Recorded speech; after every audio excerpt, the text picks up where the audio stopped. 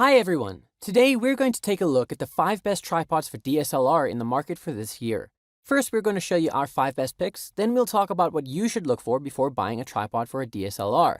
You can find timestamps and links to all of the products we mentioned in this video down in the description below. Let's get started! Number 5. Vanguard Ultra Pro 263 AP. A DSLR tripod is only as good as its head, and your first choice when buying the Vanguard Ultra Pro 263 AP is deciding which head, the part that rotates and attaches to your camera via the plate, to go for. Incidentally, the actual base plate is great on the Ultra Pro, long and grippy. It clicks into the tripod head mechanism before you close the locking arm to secure everything into place. I used to be a fan of the regular ball head on DSLR tripod since it's the least bulky option and could fit neatly into my camera pack or rolling camera bag. However, since accepting the fact that a tripod doesn't always need to be packed away in your regular camera bag, this model actually comes with its own bag, I've grown to love the larger but far more versatile pan head option, which is the version of the Vanguard Ultra Pro 263 AP. Number 4. Ranger's Ultra Compact Tripod. The Ranger's 57-inch ultra-compact aluminum tripod is marketed as an ideal DSLR tripod for travel and work. Weighing in at only 2.89 pounds, this tripod is definitely on the lighter end of the scale, but not to the point of it feeling flimsy. Rangers have decided to concentrate its efforts on the tried and tested ball head design, meaning no handles for panning and tilting your camera, but on the other hand, it's a much lighter and more compact overall design. Movement of the ball head is controlled via a twisting knob on the side. Above this is another knob that releases the plate that attaches to your camera and also houses one of 2 bubble levels.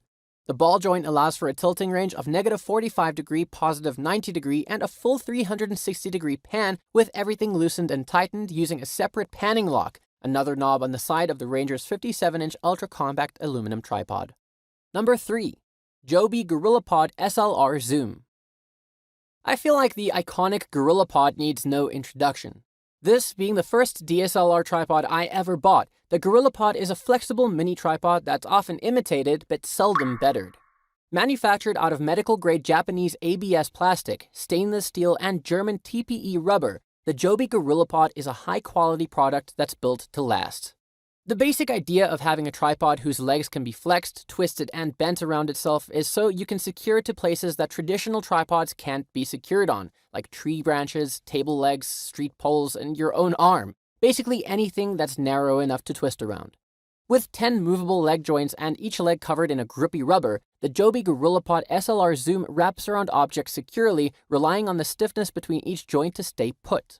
The quick release plate stays connected to your camera so you can slide it on and off the ball head quickly. Number 2.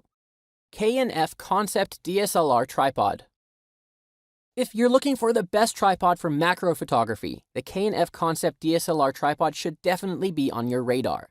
Before we jump right into its unique ability to get extra close to your subject for macro photography, let's start at the top with the ball head.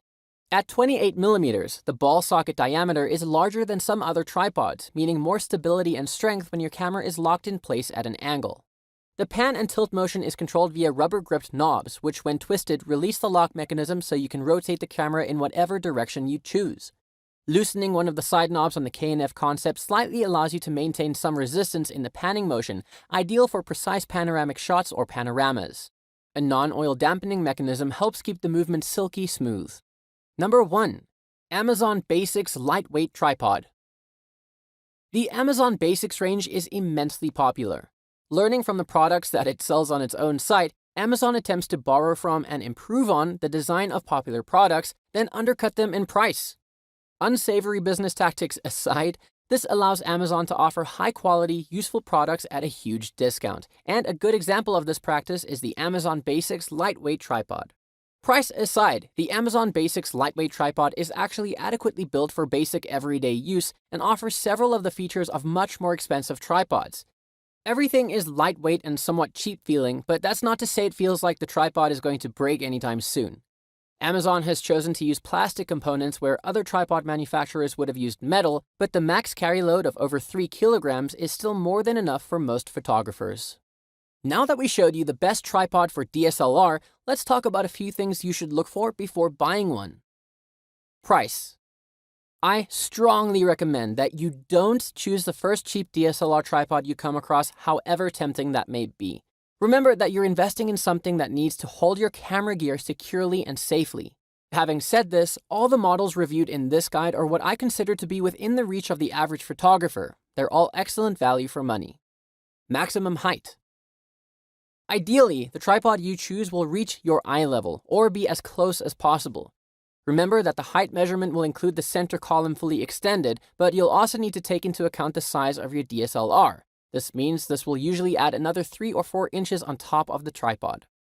Being able to look directly into your camera's viewfinder without craning your neck will mean a much more comfortable experience, particularly if you'll be using your tripod a lot. Having said this, if you opt for a shorter tripod, perhaps to save some weight, some cameras do have a flip-out LCD screen, which can be handy to help you with composition, although you'll still obviously be looking down on it. Another thing to consider is a mini or a tabletop tripod for those times when a full-size model just may not be suitable.